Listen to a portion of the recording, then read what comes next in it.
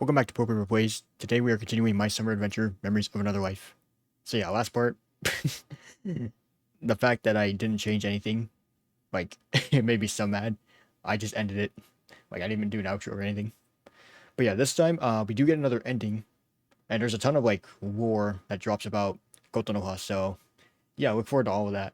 But anyway, here it is. Okay, maybe if I say yes to liking Kyoko, maybe it'll work. Oh, she is cute. I see. I can see a Carter thinking.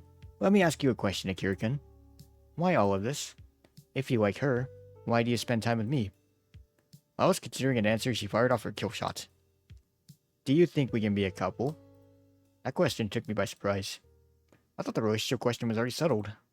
I guess we didn't see eye to eye on that. Why not? I don't think it's a good idea. Oh, okay, no, I think it's the same.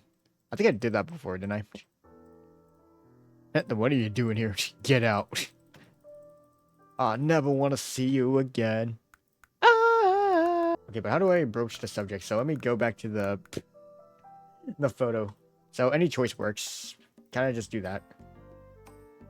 And then skip the reading assignment or go for... Look at the side of her band. I don't know.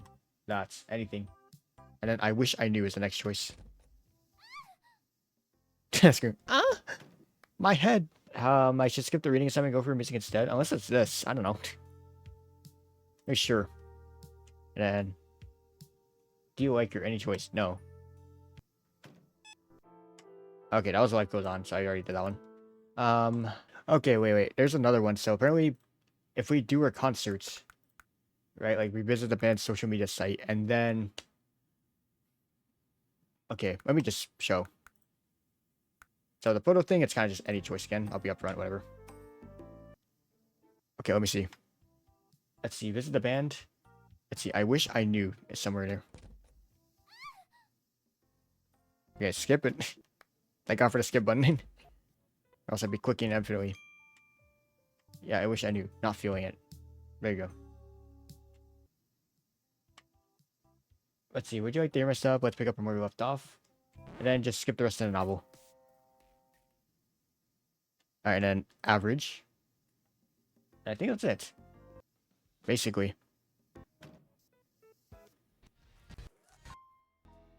Skipping. Yeah, we see this again. I don't have the achievement though, it doesn't seem. Let me see. Oh no, I already got nothing personal. Okay, I'm fucking stupid. Okay, I'm just gonna do it start to finish. Like, I'm not gonna load the saves anymore because maybe they are screwing with us a little. So. Okay, skip through the whole thing. Okay, any choice on the photo, and then we go read the novel. Okay, and then the next part is, which says I wish I knew, which is, or he, I don't know. I don't know who says it, but either way. The choice should be not feeling it, which is coming up. See? Not feeling it. Would you like to hear my stuff? Sure. Oh, I have to keep listening to the novel? Okay. So I didn't know Skip was actually going to do that. Okay. I mean, I did that in the first playthrough, man. Damn it. What do you think? Awesome. I need to talk to her, but... Wait, I need to talk to her, buy myself some time to approach her. Is that going to come up? Wait. Surely. Hey! Oh! Whoa. Wait, we got something new. Ladies and gentlemen, I think we may, be on the I have no idea. Anyway, whoa. I exclaimed, looking around. We were standing in the middle of the road, overlooking the ocean like some kind of fantasy bridge over a lava pool. I didn't see it from the car, but now all I could see was a starry sky with a few smudges of clouds.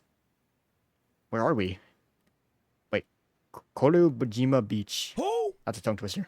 The cab moved on and we were left there alone. No way back.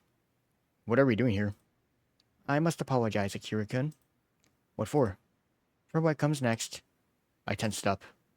In a movie where someone says something like that, it means a sudden death or a hostage situation. Oh my god, please no. Bro, this better not be that same ending, but in a different setting, I swear to god. Please no. Alright, please, what comes next? You will see. Okay, that smirk probably just means, okay, I'm just joking. I don't know why you love building suspense over everything, man. It's a basic writing skill. We're not in a novel, damn it. Or at least you're not the one writing this. You can apply it to real life too. Aren't you curious right now? Anxious, more like. Are you expecting my henchmen to apprehend you so that we may sacrifice you to the elder god? Cthulhu. That was unexpected. Do you like those kinds of jokes in Japan? Yes, definitely. You're reading my mind. Kotonoha giggled. No, it's nothing like that, Akira-kun. I promise. She stretched out her arm to me. Come with me. I didn't want to spoil the moment with more questions. Let's go, I said and put her hand in mine. And on we went. We continued down the road for a while and it turned left to a gravel side road. Then we went down a dirt path going downhill to the sandy beach. This must have been our destination. Kotonoha did not say anything and I found it worrying. What did you apologize for? Nani? I must have interrupted her train of thought. You said you had to apologize for what comes next. Do you mind telling me what that is? I don't know if I should be calling the police or someone else. If you're gonna do what you've basically been doing all this time for every ending, man. Except for one. You just left and that's it. Anyway, someone like who? I don't know. I haven't thought it through yet. Kotonoha smiled and did not say anything back. Are you not going to tell me? Kotonoha stopped and turned to face me. I apologized for lying to you, Akira-kun. I told you I had something special for today, but that's not true. This place is very important to me, and I lied to you to get you to come here. I did not want to come alone. Is that so? If you want to leave, I can call you a cab back. For some reason that suggestion made me angry. Why would I do that? We just let one cab go. Why would you call another now? Kotonoha smiled and closed her eyes. You're not very bright, Akira-kun. I extended you a gesture of goodwill. I never expected you to decline it. But you always find a way to subvert my expectations. Her irony went over my head. But the meaning behind her words were important. So, you don't want me to leave? She looked into my eyes and said, I do not. I immediately kissed her. Okay, then I'm staying. Judging by your ear-to-ear smile, Kotonoha must have been deriving some kind of masochistic pleasure from my sense of humor.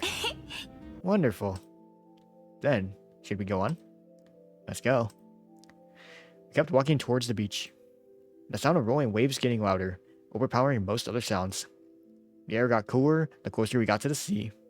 The sea. Okay, voice cracked. Kotonoha let down her hair. Now she looked just like a mermaid that emerged from the water. I like it here. Yes. Ooh, there you go. Hair down. Let's go. When I was little, my parents took me here every year. We always stayed at that house over there. He gestured vaguely in some direction. Ooh, is that why this place is important to you? Yes and no. I was born here. Are you serious? As a poet. The girl smiled and said, Gomen asai, Akira-kun. For some reason, I still enjoy pulling your leg every now and then. And I already told you, you're some kind of sadist deep at heart. You're probably right. Funnily enough, I never considered myself one before we started talking. But over the last few days, I have discovered a lot about myself. First, I learned that I was a bitch. Then, I learned that I was a sadist. That stung. I felt ashamed. For a whole second I did. That was on you. Nobody made you make fun of me. I agree. However, I was surprised to hear all of that for the first time in my life from a boy I considered a lost case. Was I really ashamed of hurting her feelings just now? Right. Like I would worry over such a cynical bitch. Why was that surprising? She shrugged. I passed my judgment too soon. You were not pretty. Later I learned you were not very smart too. Damn, okay. So that landed you on the very bottom of my personal hierarchy. So why did you have sex with me then? You have my sadism to thank for that, Akira-kun. If it weren't for that quality, I would have never sat with you in the canteen. That's when I found out you were easy to talk to, and that you could make me laugh. When the conversation turned to sex, I thought to myself, why not? I was in the middle of a dry spell anyway. Huh. And she used to tell me she always had chasers. One thing led to another, and here we are. We were holding hands, and it felt extremely important. All of these pieces, the place, the words, she said, our hands, were adding up to something very special. An atmosphere where confessions are made, and hearts speak their truths. I wonder if Kotonoha feels it too. I gripped her hand a little tighter. I am very grateful to you, Akira-kun. Thanks to you, I was finally able to come here. I looked at her with an unspoken question in my eyes. She responded, I did not want to come alone, and I had nobody to go with. What about your friends? I don't have any friends. She didn't even hesitate. None at all? Not even Kyoko? You seem to know her. Anyway, none. I had one friend in middle school, but I found out that she was trash-talking me behind my back. Betrayal. Oh, I see. Betrayal. It made you shut people out of your life and present very cold and uncaring, right? Sorry to hear that. Don't be. She waved dismissively. Do you have a lot of friends, Akira-kun? I've got a few. I said that even though I haven't thought about any of them since the moment I got here. True. I know he was aware of one friend that's in like another city that, well, Akira had, and then like Max came in and he's like, okay, I don't know who this guy is. So were they really my close friends? You're lucky. I wouldn't say so. Nani? Nande? Relationships with other people, they often become very one-sided. In your interview, you said you had a lot of fans that would love to be in a relationship with you, but you just needed a friend. You needed that spiritual unity. For me, it was the other way around. I was looking for a relationship, but all I got was friendship. You got friends, don't basically, yep. Exactly. So your friend circle is girls you wanted to get with? Is Kotonoha trying to prick me with that question? I don't think she did. There's no malice in the way she asked it. Yeah, she's just curious, that's all. However she intended it, it did hurt a little. I felt ashamed. No, it's not like that. I've got guy friends. How did you meet them? Shared interests, clubs, video games. I see. Are you into video games? No. I think they're a waste of time. Hey, yo, okay. Okay. I'm about to have a talk with you on that one. Anyway, what are you into then? Books. I might not look like one, but I'm a bookworm through and through. Weren't there any reading clubs you could join? There weren't any in the schools I went to, no. Once I got into the university, I got into the band, and I didn't have time for reading clubs. Speaking of your band, are you not friends with them? Yup, here we go. Kotonoha chuckled. This band only existed because the bass guitar guy really wanted to get in my pants. Okay. He didn't really care what was going on with her. What about the rest of them? Are you asking if I slept with other band members? I mean, no. I'm just asking, like, so you get along with nobody, basically. I did not expect her to interpret my question that way. Yeah, I was asking if you were friends with the other band members, you hentai. You stupid. I was asking if you made friends with the other members of the band. Since you brought up the cardinal question, I'd like to know about that too. Kotonoha burst out laughing. I did not sleep with other band members, and we never became friends. Okay. I don't think we could be friends now. These days, I am more of a celebrity than a person. That's a great way to put it. She smiles sadly. Well, yeah. Ooh, we finally made it all the way down to the beach. Ooh, cool background. I'm taking that. I suppose I should have asked myself, where are we going and why are we going there? What if she wasn't kidding about the ancient god stuff? Oh no. Oh god, I'm dying. Yeah, Kotonoha died, but now I am. That's the new ending. Alright, but I just couldn't bring myself to think about that. I could only think about Kotonoha. But the vulnerable and lonely soul has been hiding behind all the cynical and arrogant facade. I kept picturing all these situations. Kotonoha alone at a lunch table. Kotonoha walking home alone. Kotonoha reading alone on the weekend, while other people go out to have fun. But, hold on. Didn't she say in that interview she was dating someone for a while? Yeah, it was like an author. Someone who supposedly showed that beauty is only skin deep. And I think she had something going on with the bassist for a while. All in all, not exactly a lonely existence. I guess she does talk to other people, she just doesn't have anyone she can trust. That would explain how I got here. She needed a good listener. There is something strange about this situation though. If she never had any friends, and she never told anyone about what was going on in her soul, why did she do it now? I guess she feels like she can trust you, especially like, I'm guessing like since we read the novel, right? Like in one of the choices, we went to the park, we saw her, and we just said, look, you know, we want to help you. What are you going through? You know, like I'll be your, like, I'll be someone you can just talk to, you know, or like at least just tell what is going on. So I think maybe that's how she started to trust us. She was like, okay, maybe this guy is more than just a sex toy. This guy is actually legit, man. Alright, anyway, what's different now? Was it the concert? Maybe she felt especially lonely when she saw an entire crowd of fans. The realization dawned up on me very suddenly. She is drunk. That explains a lot. Why she's been kind, talkative, and wistful. I mean, I was given too. She drank like right before she met us in the back alley to go to the levels though. There is no catch. Kotonoha just had some drinks, and now she has to pour her soul out. Hey, new art. Let's go. Oh, yeah. Okay, that's good. What are you thinking about, Akira-kun? Nani? You were looking really pensive there. I'm wondering what's on your mind. Oh, that's simple. I'm thinking about you. Just like I thought. Were you having dirty thoughts, maybe? Yeah, boy. You're the one thinking dirty things all the time. Or I guess you're the one thinking that I think about dirty stuff all the time. Are you? Not all the time. I am also interested in your personality. Is that so? That sounds very mature. You're telling me. I joked back. Here's what I really think about, or here's what I was thinking about. Will you regret this tomorrow?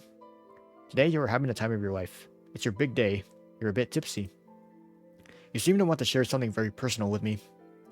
Something you would not have shared under different circumstances. That is very considerate of you, Akira-kun, but don't worry. It is indeed my big day, and I want it to be full of grand events from start to finish. I want to do everything I ever wanted on this day, and that's how I want to remember it. Because what if I die soon, and would never have a chance to have another big day like this one? Oh god, no, please. Don't you dare make that foreshadowing, I swear to god. I chuckle with this argument. Aren't you optimistic? You were just thinking about a hypothetical situation like this for your hypothetical friend. The Russian author Mikhail Bulgakov once wrote, "Yes, man is mortal, but that would only be half the trouble. The worst of it is that he's sometimes unexpectedly mortal." Yes, Master and Margarita. I'm familiar. Kotonoha looked shocked. It did not cross my mind at the time that in Japan, Bulgakov's novel would be considered heady foreign literature for intellectuals. Really? I'm just going to let her think I'm smart. Oh yeah. Professor Roland, Behemoth the Black Cat, Pontius Pilate. Whenever I allow myself to offer vodka to a lady, this is pure alcohol. She stared at me with wide open eyes. Wide open wise? Okay, I can't speak anymore. I'm stunned. You have surpassed my every expectation, Akira-kun. Please marry me. Now it's my turn to look at her with eyes wide open. Nani? I'm kidding. Yeah, we're too young for that, man. We're just in college. But I truly did not expect you to read Bulgakov. I figured your reading repertoire consisted of Renobe about big-chested vampires. What if I told you also read Dostoevsky? Oh my god, bro, this is Moa era again. Every VN is connected that I play. What the hell is this? I swear I'm not doing this. It's not staged. Like, you can't stage stuff like this, man. I think I managed to stun her again, but that didn't last long. I would say you're lying. Thank God for her lack of faith. Okay, I'm liking this ending, though. Okay, then. Hold on, so... have you read Dostoevsky or not? Let's say I didn't. What do you mean, let's say I didn't? Was that a bluff? Are you playing games with me? Is this a prank, bro? I did. I said, smiling ear to ear. Finally, my prayers to higher power have been answered. On this all-around exceptional night, I finally managed to get under Kotonoha's skin. Sometime later, we were passing by a small suburban town. The girl stopped. We used to live right here. She pointed at one of the houses. That house? It looks nice. We weren't having the best of times, to be honest. I remember these days. It was always uneasy in there. Mom and I were bored, and Dad tried to look cheerful for us and get us to cheer up with him. He got it into his head that he was to blame for our boredom. Have you ever experienced something like that in a social setting? One gloomy-looking person bringing down the mood for everyone? I have not. I have not had a lot of opportunities to be in social settings, Akira-kun. And if I had, I'm pretty sure I would be the gloomy-looking person. And then you would get thrown out and we would once again arrive to the current situation. Fair enough. I think my jab went over Kotonoha's head. Or she ignored it. I think it makes no sense. People's emotions are their own business. Why would anyone judge others for how they feel? Maybe that shouldn't happen. I shrugged. But it does, evidently. I don't feel like carrying on the philosophical debate, so I try to steer the conversation back on track. So what would your dad do when you came out here? Nothing unusual. He would do something silly to try and cheer us up. I see. Actually, it wasn't my dad I wanted to talk about. Who were you going to talk about then? Your mother? Your sister? Oh, about my first crush. Oh, here we go. Ooh, the one that inspired you to write poetry? No. The one I'm buried far from... Hey, yo. Hey, yo, what the fuck? That's why I came out here. I want to visit him in his final resting place. This better be sarcasm or else I'm calling the friggin' cops, dude. I groaned. You have a wicked sense of humor, you know that? But it makes the story so much more interesting. Okay, she's got a point. Like it's like a catches you off guard if she does stuff like that. Or was it disappointment I just heard? You must be thinking to yourself, great, another sob story. Unrequited love sublimated into poetry. She says, having lowered her voice to sound more boyish. So what if I do? Didn't you just say that people's emotions are their own business? Kotonoha paused to think, leaving me to enjoy the smug sense of superiority. Let's see how you wriggle your way out of this one. I have to think about it. Of course you do, I replied sarcastically. Before Kotonoha could break down into tears, I continued. Even if the story seems banal to me, it doesn't make it any less important to you. After all, it made you who you are. Kotonoha didn't say anything. Don't mind me and my inflections, I'd like to hear your story. She looked me in the eye distrustfully. Do you swear to me? Oh, come on. What's with all the vows I have to make? It's like we're getting married. I swear. Okay. But know this, Akira-kun. This story is truly a tragic one. If you don't cry at the end, I will have to bury you next to my first love. I laughed. Alright, I can tell Kotonoha just didn't want to be boring and banal. The threatening talk is just a protective mechanism. Don't you worry. I understand. Squeezed her hand tighter. I hope so, she said and closed her eyes. But if you close... Sorry. It feels like she was getting in the right headscape, removing unnecessary sass and playfulness, and attuning her narrative voice to the right mood. It was exactly as it seemed. When she opened her eyes again, she was different. Funny Kotonoha was gone, and this was serious Kotonoha. The change happened at a very appropriate moment. We went off the beach and kept walking, somewhere down an unfamiliar road. Alright, back to the art. Okay. So I fell in... Okay, I'm not going to do this in her voice because... too much. Anyway. So I fell in love for the first time when I was 14. I was in middle school and I was already an outcast for a couple of years. I lived my life inside the books I read. Maybe that's why it all happened. Maybe I subconsciously desired not to be lonely anymore. But it doesn't matter now. We came out here for the holiday with my family, and that's when I saw that couple. A tall, athletic guy, and a girl with very long hair. I remember being in absolute awe of that couple. In awe of that couple. I was. I felt resigned. That much I could understand. They were around 20 years old. Why would this guy care about me? So you just watched them. What else could I have done? I pretended to read a book to watch them while they were outside. When they weren't around, I... what the I masturbated in the bathroom or in my room. Hey, yo. What the fuck? Okay. I must have been like a dog that runs to its master as soon as they appear at the door. Okay, that one. Okay. I was absorbing their every move, their every word, and with all these things in my head, I fantasized. What if I were that girl with him? What would it be like to feel his arms around me, to feel his hands on me, to feel him inside me? I see.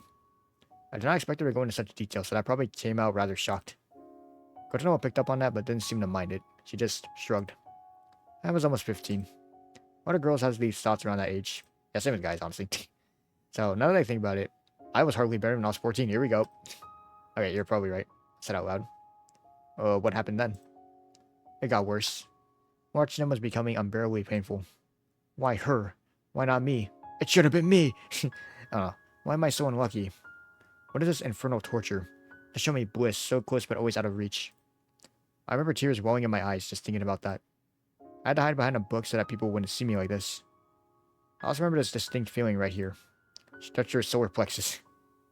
I realized then that it was the ache of a broken heart. The next twist in the road led us to a small viewpoint.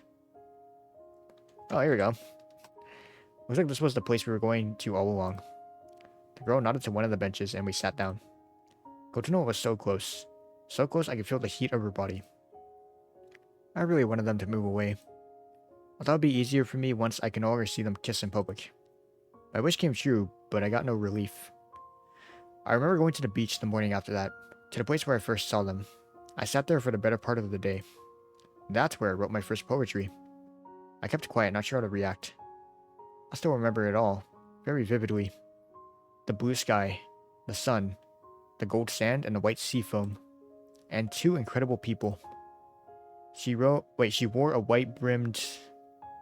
Wait, she wore a wide-brimmed hat and a black bikini. He wore black aviator sunglasses and gray swim trunks with a black graffiti pattern.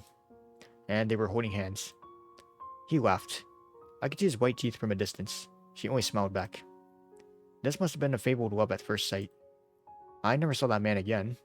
I don't think I ever want to see him again. But that image, it stuck with me, and awakened something new inside me. It's like I learned what beauty could look like, what ideals could look like. That couple was my ideal. They were just a couple of regular people. A young man and a young woman, walking on the beach. But for me, that was a revelation. I can never forget it. She fell silent. Sometimes, I feel like I'm still on this beach. I sit here with a book I don't care about and spy on other people's happiness, while envy eats away at me on the inside. Kotonoha was looking into the distance, somewhere where the waters met the skies and merged into each other with only a thin line of the horizon keeping them separate. Feels like Kotonoha was really there, somewhere far away from here, in a place where the perfect couple was forever shining with their best angle. I didn't know if I should say anything at all. Maybe she just needed time to swim back out of her memories. Her candid confession left me in slight shock, to be honest. But the situation did not last. Kotonoha closed her eyes and shuddered. Her memory was over. She let it go. She once again embraced the now. Soon she opened her eyes and looked at me. Looked like her eyes were wet with tears. I'm sorry, Akira-kun. I really wanted to share the story with you, but now I'm embarrassed. I hope it wasn't boring. Is that why you keep your hair long? Yes. I am just realizing it now. Funny, isn't it? While I was telling you the story, I realized that my first relationship was with a guy who was a lot like that young man from the story. And now I remind myself of that girl. She took a lock of her hair in her hand. I thought I just liked it because it's beautiful. It is. It suits you. Thank you. I pulled Kotonoha close. Thank you, too. For bringing me here. For telling me your story. For putting your trust in me. I thought it was a beautiful story. Kotonoha pulls me back a little and looks me in the eye. It's like she's trying to figure out if I'm lying to her. Really? Yes. She doesn't say anything back. Instead, she leans in and kisses me. This was the first time I kissed a crying girl. True. Up. Yes, a night to remember you became close to Kotonoha. Let's go, everybody. Oh, screenshot. Let's go. Okay. Okay, that's not the ending yet. But, honestly, dude, that's sick. Also, wait, this is a different room. Okay, this will be good. We came home in the early morning the next day. We were exhausted and completely sober, and also very happy. A night of talk and kisses. That's how I would describe what we just had. We were talking about everything. Her parents, who worked a lot and did not spend much time with her. About my first love that rejected me. Now I fell into my bed after that and broke the bed. And we talked about boys at school. We even touched upon my trip to Estonia. I still couldn't tell Kotonoha the truth. That night was far more memorable to me than any of the segs we had. Kotonoha's soul used to be such a mystery to me. Total terra incognita. But now I felt like I understood her. I felt like now we became really close. True. Yeah, we didn't do it that night. All we did was lay there in each other's arms. It was a lot more romantic and intimate than anything we did before. Alright, when I woke up, Kotonoha was no longer by my side. Huh? I looked around the room. Nothing. Logic dictates that I have 3 options left. She could be under the bed, in the bathroom, or gone. But the third option was right, so the first one didn't check out, so obviously it was the second. And sure enough, yep, she came out of the bathroom. Wait, judging by her white makeup and tied back hair, she was going somewhere. Hey, also still looking. Good morning. I waved at her. Well, where are you going? Hi, she chuckled.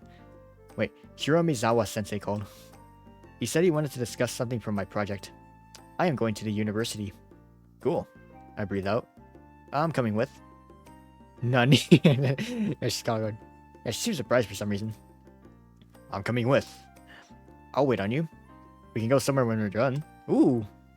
Oh, actually, I had some other plans for today. Fuck! For some reason, that put me on edge. Is she avoiding me now? This can't be true. You already for the day before yesterday. I could have plans back then, too. Kotonoha left out an exasperated sigh. Okay. But keep in mind, I don't know how long I'll be there. Could be hours. That's fine. We spend some more time preparing to go out, and then we head off. Ooh, look. Like an alleyway. Or actually, no, that's... Well, I mean, it looks like an alleyway. Either way. The weather was great. The damn heat has finally subsided. A pleasant summer breeze rushed through the street. I gave the girl my elbow, and she latched onto my arm without a second thought. We were walking hand in hand, like a couple in love. Also, I'm gonna save, because that was a lot thinking. Anyway, so I definitely have feelings for her. I like being with her. I like talking to her. I can even say I admire her. She's already very accomplished at 21. Okay, so that's how old she is. I looked at Kotonoha. She looked exhausted but happy, and that made my heart sing. Her apartment was very close to the university, unlike mine. Nice. We reached our destination in 15 minutes or so. Took the elevator to the 6th floor and exited there. Then we said our goodbyes. Call me when you're done, okay? Got it. Hey, she got the outfit on again. That's been a while. Kotonoha replied and gave me a huge big hug all of a sudden.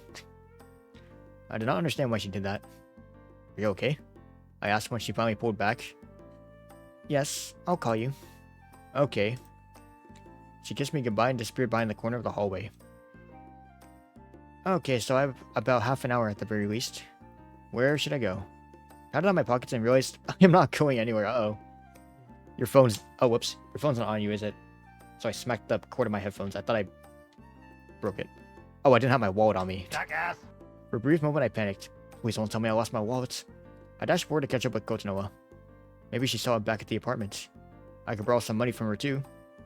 I don't think she's gotten to the lecture hall yet. Hasn't been that long since she left. But when I reached the hallway Kotonoha went into, I saw something I did not... Oh, no. Wait. Wait, she was heading straight... Wait, down? Wait. She passed by the lecture hall she said she was headed to. She continued down the hallway past it. Wait, what could that mean? Oh. Uh-oh. Crap. No, this is the foreshadowing the other ending. Please, no. Look, we're here. We better save her.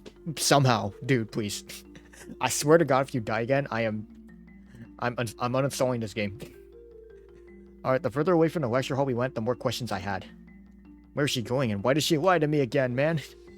She meeting another lover? Or a drug dealer? Okay, the second one would be funny, actually. My imagination pitched on me one idea after another. In the meantime, I was losing track of Kotonoha. She maneuvered through the hallways and eventually stepped into an elevator, and that's where I almost lost her. She went up. I had to wait for that same elevator to come back down and then take it up. I noticed her just before she turned the corner. I started sprinting towards her. How many of these damn hallways are there? It's like a freaking maze. Oh wait, new section of the college. Finally, I noticed her stepping through some door. I waited for a short while and went through the same door. It led me to that dark stairwell. Oh, Neil. Yeah, it's to the roof. I remember this. I got a bad feeling about this. Right upstairs, and... First of all, flashbang. Oh, waves. Whoa, it's good art, though. Also, yeah, holy fuck. Kotonoha was going to jump. She already climbed over the guardrails. What the hell are you doing? I cried and immediately regretted it. She did not fall, no. She turned around and looked at me. I was a fool. I should have sneaked up on her and grabbed her. Okay, not a good idea. She would probably scare her and then she would fall off. Or she'd slip or something. Up! Oh, she said, don't come any closer. She yelled. It scared me. Okay. I raised my hands and stopped. I'm standing right here, see? My heart was pounding. What the hell are you doing? Why? She did not answer right away. Wait, what? I have cancer, Akira. What the f... I have 6 months left to live if I'm lucky. She spoke softly, but these words were deafening. I felt like someone ripped out my guts. I could barely tell what words meant. Cancer? 6 months? This can't be. Nani? A tumor in the mediastinum.